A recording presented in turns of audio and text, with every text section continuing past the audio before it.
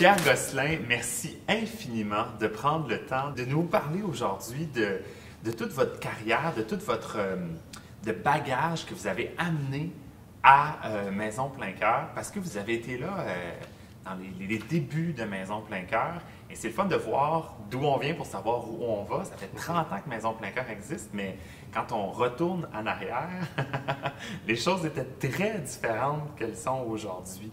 Et comment vous en êtes venu à vous impliquer auprès de Maison Plein Cœur? Les membres fondateurs, Roque Simon, Roger Poirier et Louis-Marie Gagnon, étaient membres d'un groupe qui s'appelait Dignité Montréal, qui était un groupe de gays catholiques qui cheminaient spirituellement ensemble à cette époque où l'Église était particulièrement rébarbative aux gays. Mais voyons donc. Oui, effectivement. Et moi, je les ai connus là. OK. Oui, je les ai connus là. J'étais moi-même membre de Dignité Montréal. OK. Et quand ils ont parti ce projet, ils ont interpellé quelques amis de Dignité Montréal pour les aider. Je pense entre autres à Fernand Lafleur, à Jean-Claude Brochu et à moi. OK. Et donc, on a commencé. C'est comme ça que je me suis retrouvé au CA. Au début, quand Roger m'a demandé de m'impliquer, moi, je lui ai dit, j'aimerais m'impliquer bénévolement à faire des choses plus manuelles, parce que j'étais plutôt dans un travail intellectuel. Et je lui avais dit, tu sais, faire des choses comme faire de la soupe. Il m'a dit, pour la soupe, on n'en a pas vraiment besoin. On aurait besoin surtout de gens au conseil d'administration. OK. Alors, c'est comme ça que je me suis retrouvé au conseil d'administration de Maison Plein Cœur. Oh, wow. Pendant combien de temps? J'ai été 12 ans. 12 ans. Oui. OK. Ouais. Comment c'est de partir Maison Plein Cœur avec, je veux dire, la stigmatisation de tout ce qui touchait le VIH-Sida? Comment c'est de bâtir quelque chose dans ces circonstances-là? Au moment où Maison Plein Cœur était fondée, là, les membres fondateurs puis les amis avec qui se sont joints à eux ont répondu à un besoin criant. Les gens mouraient littéralement du sida. Il n'y avait pas vraiment de thérapie. Il n'y avait même pas de thérapie qui permettait de prolonger terriblement la vie à cette époque-là. Alors, c'était comme une espèce de mouvement naturel. Mais c'est sûr que quand des amis te disent « on va partir un organisme et tout », c'est pas une chose qu'on avait fait. Même les fondateurs non plus n'avaient jamais fait ça. C'est pas une chose qu'on avait fait. Alors, ça donnait un peu le vertige, je dirais, parce qu'on s'en allait vers de l'inconnu. Puis ça prenait de toutes sortes de choses. Ça prenait de l'implication, mais ça prenait aussi des fonds. Puis ça prenait des fonds à un moment de notre histoire là, où on n'avait pas de notoriété. On n'avait pas d'organismes subventionnaires comme gouvernementaux qui allaient venir nous supporter et tout. Il fallait partir, autrement dit, pratiquement avec rien. Alors, c'était beaucoup ça, au départ, l'aventure de Maison Plein Cœur.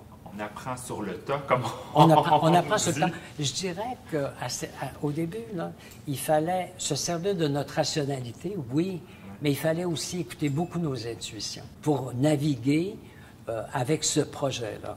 Finalement, bon, après plusieurs années d'efforts, ça a porté fruit, j'imagine. L'évolution, vous l'avez vue de Maison Plein Cœur, à quel point...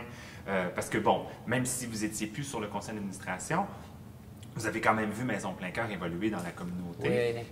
Quel sentiment ça vous faisait de pouvoir le voir évoluer comme ça? Oui, en fait, c'est ça. Avec ça aussi, l'évolution de Maison Plein Cœur, ça aurait pu nous donner un peu le vertige, dans le sens qu'il a fallu se mettre beaucoup à l'écoute des situations. Au début, quand Maison Plein Cœur, quand on a commencé là, avec Maison Plein Cœur, une des premières choses qu'il a fallu faire, il a fallu engager des gens. S'engager à trouver le salaire de 3 personnes. Et les 3 personnes qui ont été embauchées à ce moment-là, c'est 3 femmes formidables, 3 femmes extraordinaires, qui finalement, dont le travail était presque exclusivement d'accompagner les mourants. Elles ne faisaient que ça. Alors ces femmes-là, autrement dit, elles accompagnaient des mourants, puis quand elles avaient terminé avec l'un, elles embarquaient avec d'autres personnes qui étaient en phase plutôt avancée et tout. Et ces personnes-là étaient délaissées par leur famille, très souvent, par leurs amis, et ils étaient seuls. Alors, ils avaient besoin, autrement dit, d'alliés ou de personnes compréhensives en qui ils pouvaient avoir confiance et tout. Puis ces trois femmes-là, finalement, les premières embauchées là, de Maison Plein Camp. Alors, c'était ça aussi, là, embaucher des gens, s'engager à trouver les sous pour les payer. Et elles-mêmes venaient prendre un risque. Là. Elles entraient dans un organisme à ses débuts, un organisme qui finalement n'était pas encore assis nécessairement sur une réputation. Alors, et tout au début, là, avant la construction de Maison Plein Cœur, on était dans un petit appartement de 5,5. Et c'était très fréquenté. Je peux vous dire qu'à Noël, je pense que si la sûreté publique était venue examiner ce qui se passait là, la maison était bondée. Ma foi, cet appartement-là était bondé. On était cordés les uns sur les autres et l'ambiance était très, très, très chaleureuse. Ah oui? Oui. Moi, en allant là, à Maison Plein Cœur, j'ai trouvé d'abord des compagnons qui partageaient des valeurs et puis qui voulaient absolument venir en aide. Moi-même, j'avais perdu mon copain du sida à cette époque-là. Et quand on se retrouvait là, il y avait ces compagnons-là que je retrouvais, mais il y avait aussi les personnes atteintes qui étaient à cette époque-là, elles étaient, je dirais, probablement différentes parce qu'elles savaient qu'il y avait une urgence, que ces personnes-là, finalement, laissaient tomber les masques et tout. Elles étaient vraiment... L'urgence de vivre, là.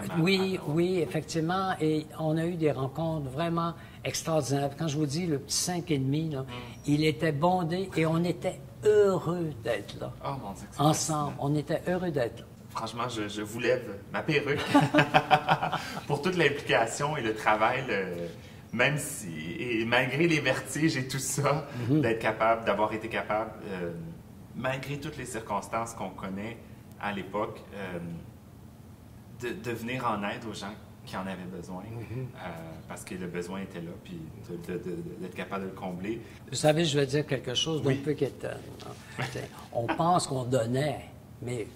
Vous savez, quand on s'investit comme ça, on reçoit autant qu'on donne.